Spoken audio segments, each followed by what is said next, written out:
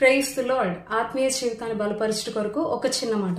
మనం బైబిల్లో చూసినట్లయితే కీర్తనల గ్రంథం 146 అధ్యాయం 6వ వచనంలో చూస్తే ఒక చక్కని మాట ఈ విధంగా వ్రాయబడి ఉంది. ఏమని అంటే, ఆయన ఎన్నడును మాట తప్పని వాడు. In Jesus name amen. నిజమే, దేవుడు ఎన్నడూ మాట తప్పనివాడు. నీవు అనుకుంటున్నావేమో, దేవుడు నాకు వాగ్దానం ఇచ్చాడు, ఆయన మాట తప్పేశాడు. దేవుడు నాకు ప్రమాణం చేశాడు, కానీ ఆయన మాట తప్పేశాడు. ఈ కష్టకాలంలో ఆయన నన్ను ఆదుకుంటానన్నాడు, నాకు విలువైన వాగ్దానం ఇచ్చాడు, నన్ను ఆశీర్వదిస్తానన్నాడు, కానీ ఆయన మాట తప్పేశాడు అని అనుకుంటున్నావేమో.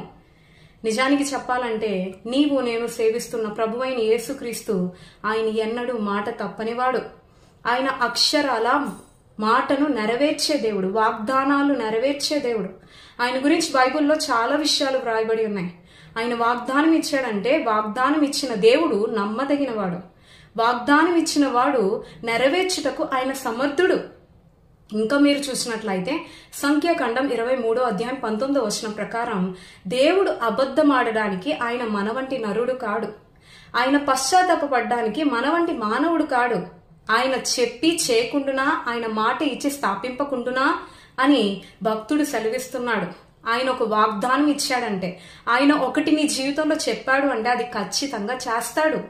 ఆయన వాగ్దానం ఇచ్చి మాట తప్పేయడానికి నీలాంటి నాలాంటి మనుష్యుడు కాడు. కాబట్టి ప్రియ దేవుని బిడ్డ, ఈరోజు నీ జీవితంలో నువ్వు బాధిస్తున్నావేమో, లేకపోతే సందేహిస్తున్నావేమో. దేవుడు నాకు ఈ వాగ్దానం ఇచ్చాడు, కానీ నా జీవితంలో నెరవేర్చట్లేదు. నాకు ఇలా చేస్తానన్నాడు, కానీ అంత ప్రతికూలంగా నా పరిస్థితి ఉంది అని నువ్వు ఆలోచిస్తున్నావేమో. కానీ ఒక్కటి ఆలోచించు, మన దేవుడు ఆలస్యం చేసిన అలక్ష్యం చేసే దేవుడు కాడు. ఆయన నీ జీవితంలో ఆలస్యం చేస్తున్నాడేమో వాగ్దానం నెరవేర్చే విషయంలో, కానీ నిన్ను అలక్ష్య పెట్టట్లేదు. నీ ఎడల నిత్యము ఆయన లక్ష్యం ఉంచుతున్నాడు.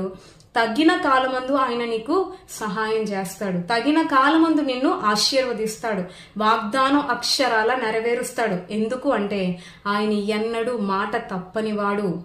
మనం సేవిస్తున్న దేవుడు మాట తప్పని దేవుడు. కాబట్టి దేవుని యందు విశ్వాసం ఉంచి, దేవుని జవాబు కొరకు నిరీక్షించి, ప్రార్థనలో కనిపెట్టి ప్రభు ఇచ్చు సహాయాన్ని, ప్రభు ఇచ్చు కృపను పొందుకోవడానికి ప్రయత్నించు. అటువంటి గొప్ప కృప ప్రభు నీకు ఎల్లప్పుడూ దయచేయునుగాక. ఆమేన్.